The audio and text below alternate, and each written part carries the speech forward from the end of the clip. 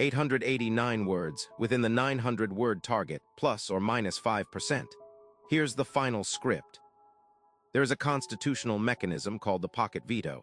It lives inside a single clause of Article 1, Section 7, ratified in 1788, and it lets a president kill a bill passed by both houses of Congress without ever signing a veto, writing an objection, or giving lawmakers anything to override. No formal rejection means no formal response. By the time anyone notices, the bill is already dead, and it stays that way. Here is what it actually is. Normally, if a president refuses to sign a bill, he has to send it back with his objections written out. That is a veto. Congress reads the objections, and if 2/3 of both chambers disagree, they override it, and the bill becomes law anyway. That is the check. That is the whole point of the system. The pocket veto skips all of it. If the president simply does nothing for 10 days and Congress has adjourned during that window, the bill dies silently. No signature, no veto message. No vote to override, because there is nothing on paper to argue against. Here is how something this powerful entered the system with zero debate about its actual use. The framers wrote the clause in the summer of 1787 to solve a narrow, practical problem. What happens if Congress adjourns before the 10 days run out, and the president has no one to hand a signed bill to? That is all it was meant to fix.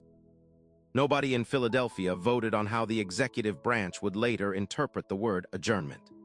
Nobody imagined a president using a 10-day mailing technicality to erase legislation supported by a majority of the country's elected representatives.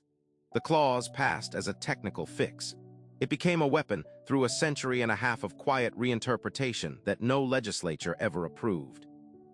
And here is who actually controls it now, not Congress, not the courts, but the executive branch's own legal office, deciding case by case what counts as an adjournment long enough to trigger the kill. The Supreme Court weighed in twice, in 1929 and again in 1938, and each time it left the core question unresolved for short recesses within a single session. In 1974, a federal appeals court ruled in Kennedy versus Sampson that a president cannot use the pocket veto during those brief in-session breaks, but that ruling was never fully settled by the Supreme Court itself. So presidents have kept testing the boundary anyway, betting no one will sue in time to matter. Remember, no one voted for this. And here is the part that should actually worry ordinary people. A pocket veto does not just kill headline legislation. It has been used against veterans' benefit adjustments, agricultural relief measures, and immigration provisions that had already cleared both chambers with real, documented majorities. Franklin Roosevelt alone used it more than 260 times. Each one of those bills went through committee hearings, floor debate, and a recorded vote, the entire visible machinery of democracy, and then simply vanished at a desk, with no explanation required and no public record of why.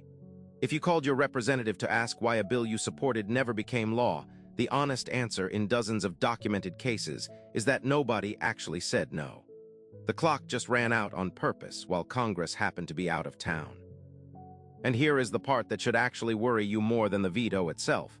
It is completely legal every time, no exceptions needed. It cannot be repealed by statute because it is not a statute. It sits inside the Constitution's text, which means undoing it requires a constitutional amendment, 2/3 of both houses, then 3/4 of the states.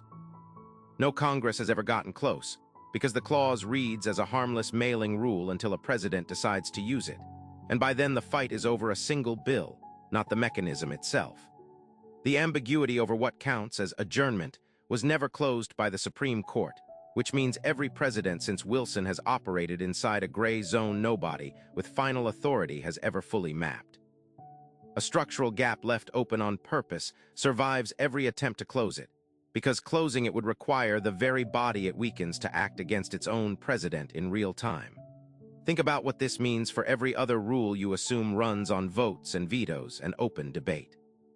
If a single clause meant to solve a mailing problem in 1787 can still erase modern legislation with zero explanation, zero override, and zero public accounting, then the visible machinery of government, the hearings, the floor speeches, the recorded votes you can look up was never the whole story. Somewhere behind every law that did pass, there were others that died the same quiet way, and you were never told which ones or why or by whom. So the question is not whether the pocket veto will be used again. It will. The question is how many other clauses like it, written to fix some forgotten technical problem centuries ago, are sitting inside the documents you think you understand, waiting for someone in power to notice what they can actually do with them.